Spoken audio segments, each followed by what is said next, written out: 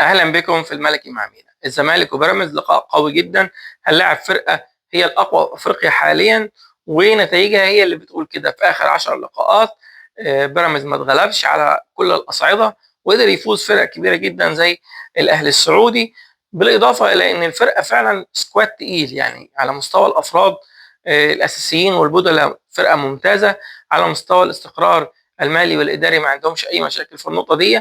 بالاضافه لكده، وده المهم، الاستقرار الفني، المدير الفني بتاعهم ليه اكتر من 3 سنين، حط ايديه على مفاتيح الفرقه بشكل كويس، بيعرف يجهز الماتشات الكبيره بشكل كويس، وده اللي احنا شفناه في ماتش زي الاهلي السعودي. قدر ازاي يكتف الاهلي السعودي ويغلب الاهلي السعودي في السعوديه 3-1. قدر ان هو كمان يغلب الاهلي المصري بكل سهوله 2-0. قدر انه يصبر وينتظر ازاي يكسب فرقه زي نهضه بركان، كانت منظمه وفرقه كانت قويه جدا، ولكن برضه قدر يوجد الحلول انه يقدر يكسب عن طريق كره بينيه اتلعبت لمايلي اللي في افضل حالاته في الفتره اللي فاتت. فالزمالك قدام فرقه فعلا تقيله، وهبتدي الاول ببيراميدز وطريقه لعب بيراميدز، وبعدين هقول تشكيل نادي الزمالك وليه قلنا التشكيل ده والزمالك يقدر يغلب ازاي. اول حاجه بيراميدز هيلعب طبعا في حراسه المرمى احمد الشناوي، في خط الدفاع الشيبي باك يمين، باك شمال محمد حمدي، 2 مساكين احمد سامي وممكن علي جبر، ممكن مرعي، يعني الاثنين دول بيتغيروا، وهم المساكين تقريبا كلهم مستواهم واحد في بيراميدز. هيلعب ب3 في خط النص، بلاتي توريه، مهند لاشين ووليد الكارتي. هيلعب بقطة، واعتقد زيكو هو اللي هيبقى على مركز الجناح الشمال، قدام مهاجم صريح بيستون مايل. ليه بقول ان بيراميدز هيلعب بالطريقه دي؟ لان بيراميدز بيعتمد كتير جدا في الماتشات الكبيره على وجود الثلاثي الثابت بلاتي توريه، مهند لاشين ووليد الكارتي، لانهم بيقدروا يسيطروا على منطقه وسط الملعب بشكل كبير جدا.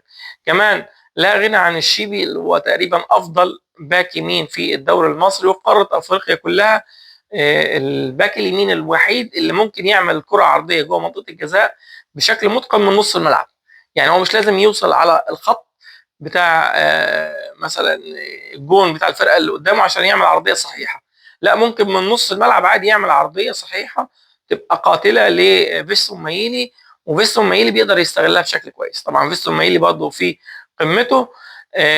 خلينا نقول ان يمكن مراكز الاجنحه ممكن مثلا اللاعب البرازيلي ينزل بدل زيكو، ولو اني اعتقد ان زيكو هو اللي هيبتدي اللقاء ده. كمان قطه على الناحيه الثانيه هو اللي هيبتدي، لان الاثنين دول فايقين خلال الفتره اللي فاتت، يعني اكتر من عبد الرحمن مجدي واكتر من اللاعب البرازيلي اللي عند بيراميدز. فاعتقد ان زيكو وقطه هم اللي هيبقوا الاجنحه في اللقاء ده. طبعا بيراميدز من الفرق اللي بتعتمد على انها بتفتح عرض الملعب بشكل كبير، بتعتمد على العرضيات بشكل اكتر من البينيات واللعب في قلب الملعب.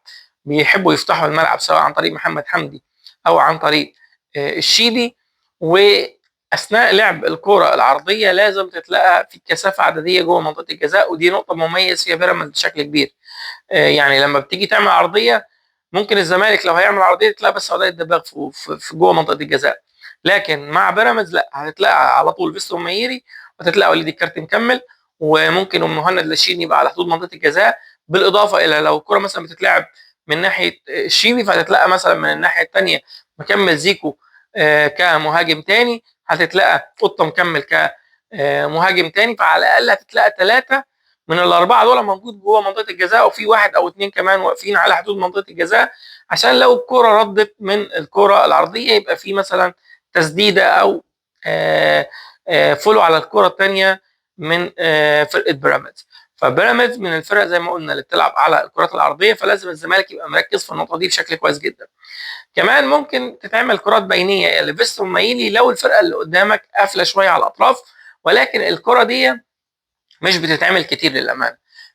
هم بيعتمدوا اكتر على فتح الملعب وعلى وجود كثافات عدديه جوه منطقه الجزاء، ودايما الاثنين الباكات طايرين، يعني تتلاقى محمد حمدي مكمل لغايه الخط لغايه النهايه، الشيبي مكمل لغايه الخط لغايه النهايه، ودي النقط اللي المفروض الزمالك يلعب عليها، انك تلعب بسرعه وفي ظهر الاثنين الباكات اللي عاده بيزيدوا علشان يقدموا الزياده العدديه. لان حتى بيراميدز كمان عنده نقطه مميزه بس برضه عيب، ان لما مثلا الشيبي بيلعب الكره العرضيه المفروض ان محمد حمدي يبقى مأخر نفسه من الناحيه الثانيه، ولكن بيراميدز حتى الباك الثاني بيبقى مكمل لقدام علشان لو الكره عدت من الصندوق يقابلها هو بعرضيه ثانيه.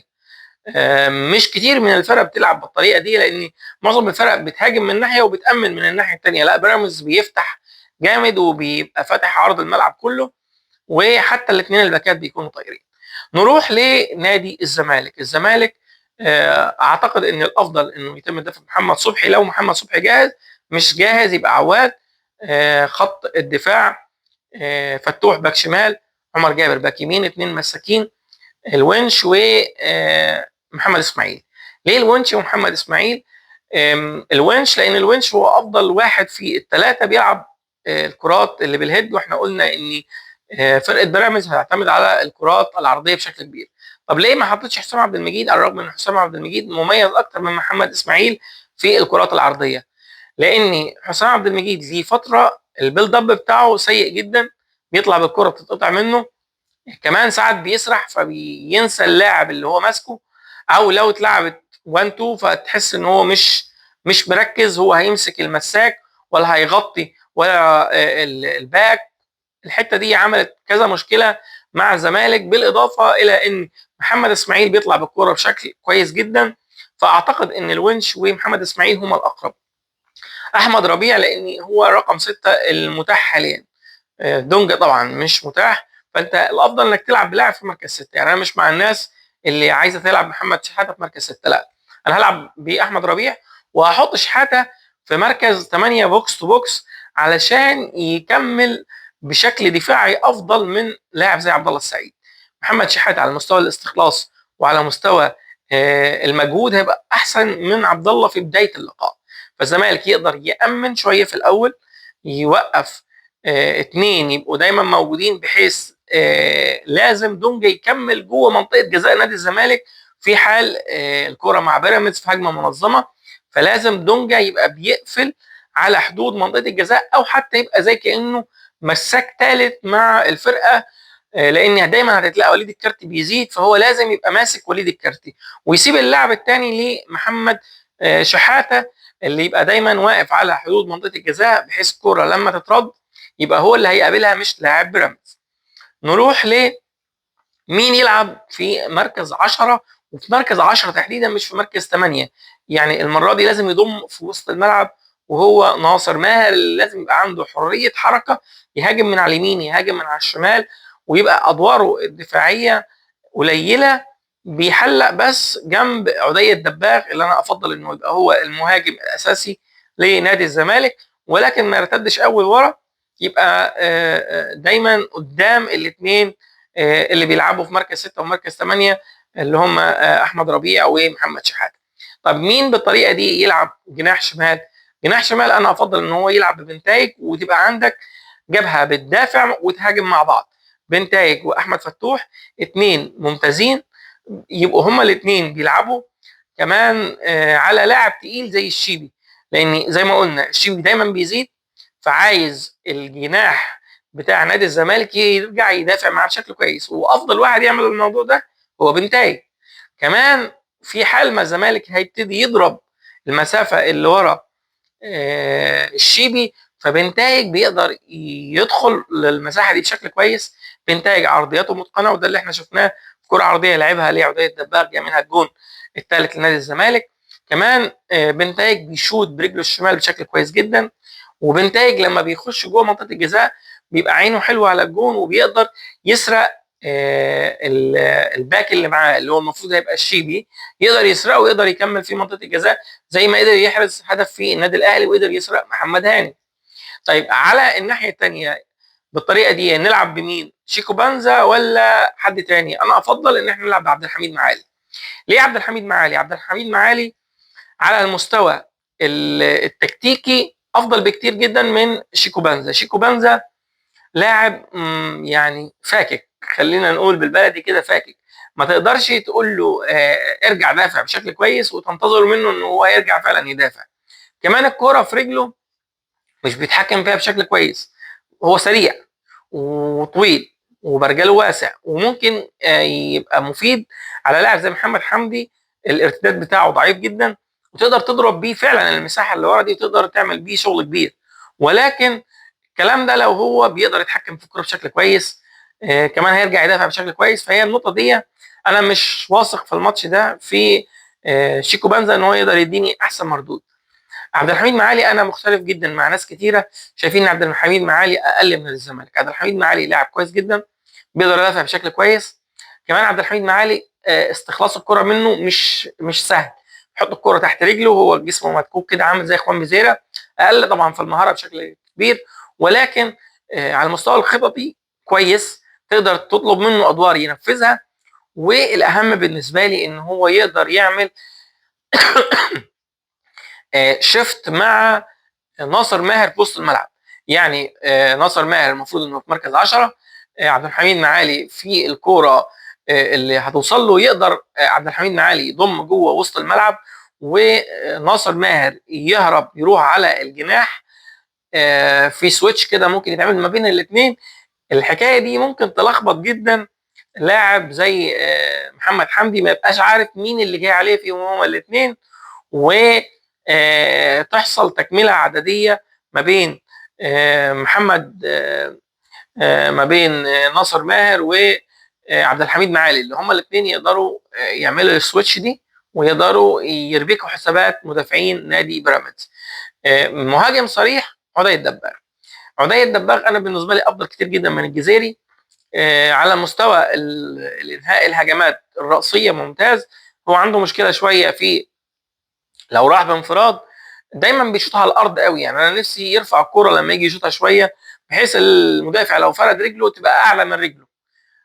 ويبقى عنده برضه اوبشن ان انا ممكن الم بشمالي واعدي، يعني دايما الجون بيبقى متوقع ان هو هيلعبها من لمسه واحده، ما انا ممكن اعدي برضه، يبقى يعني اوبشن تاني قدامي يعني. كمان عدي الدباغ على مستوى تسليم وتسلم افضل بكتير جدا من الجزيري.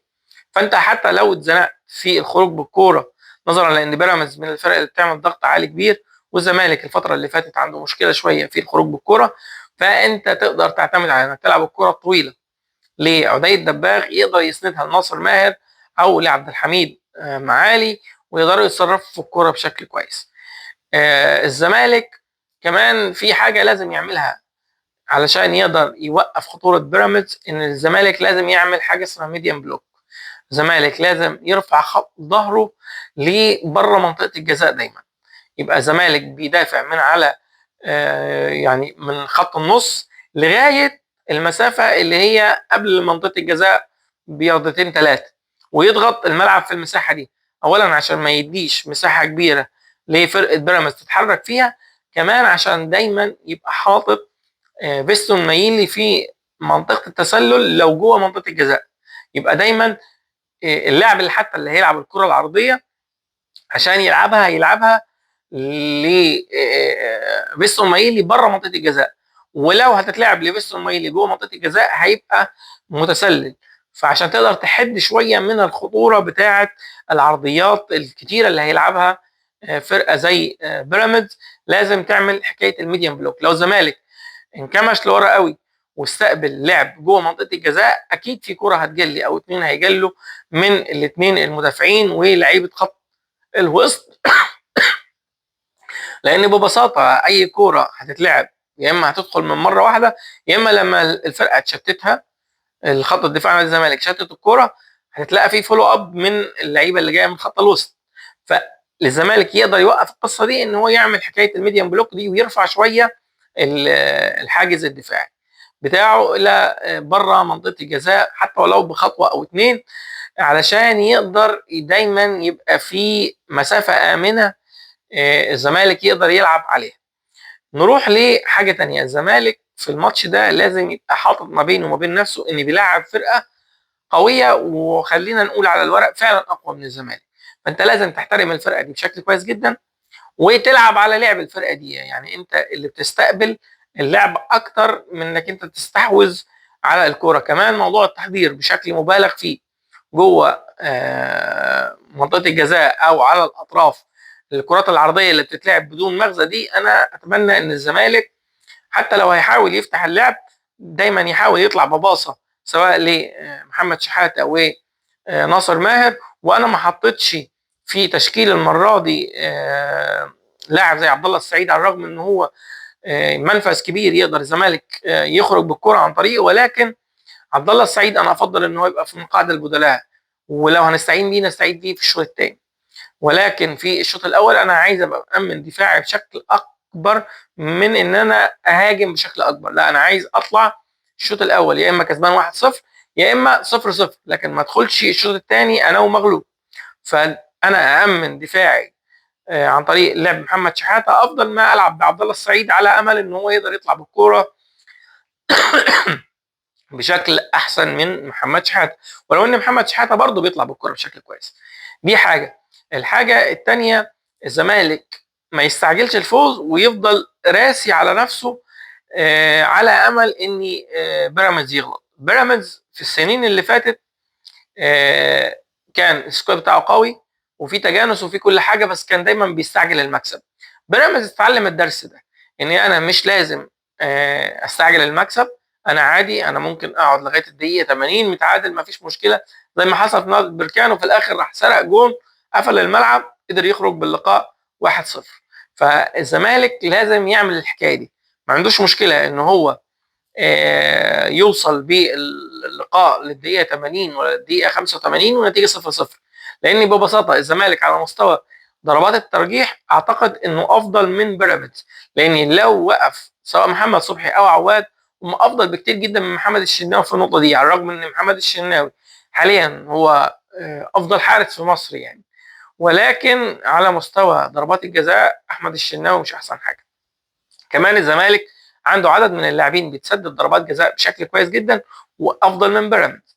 فالزمالك عشان يقدر يكسب اول حاجه لازم الفرقه تدي 100% من مجهود وتنتظر اخطاء من بيراميدز. تاني حاجه ما تستعجلش الفوز وتبقى قافله بشكل كويس جدا وتعتمد على الاخطاء اللي ممكن يقع فيها نادي بيراميدز. النقطه الثالثه ان هم يلعبوا على الاثنين الباكات لما يبقوا متقدمين، الكرات اللي هتتلعب من وراهم، وخاصه محمد حمدي اللي ممكن الزمالك يقدر يعمل من الجبهه بتاعته مشاكل كبيره جدا بوجود عبد الحميد معالي وبوجود ناصر ماهر لما يضم. كمان الزمالك لازم يلعب ميديم بلوك زي ما قلنا، نقطه رابعه عشان تقدر تفوز لازم تلعب ميديم بلوك على فرقه زي بيراميدز، ما تديهاش فرصه انها تهاجمك جوه منطقه الجزاء بالكرات العرضيه، وفي نفس الوقت ما تبقاش برضو بتعمل ضغط عالي عليها بشكل كبير، تبقى في مساحه كبيره ورا ظهرك. لا، الزمالك الافضل ان هو يبقى بيدافع في مسافه مثلا 20 30 يارده وتبقى دايما بره منطقه الجزاء بيارده او اتنين. الزمالك لو ابتدى بالشكل اللي انا بقول عليه ده ومشي بسيستم اللعب اللي احنا اتكلمنا عنه النهارده، اعتقد هيبقى ليه فرص كبيره جدا انه يفوز، لان كفه الجمهور شويه هترجح كفه نادي الزمالك باذن الله، وان شاء الله الزمالك يوصل لنهائي السوبر. ما تنسوش تدعمونا باللايك والشير والسبسكرايب. دمتم ملوك، شكرا جزيلا.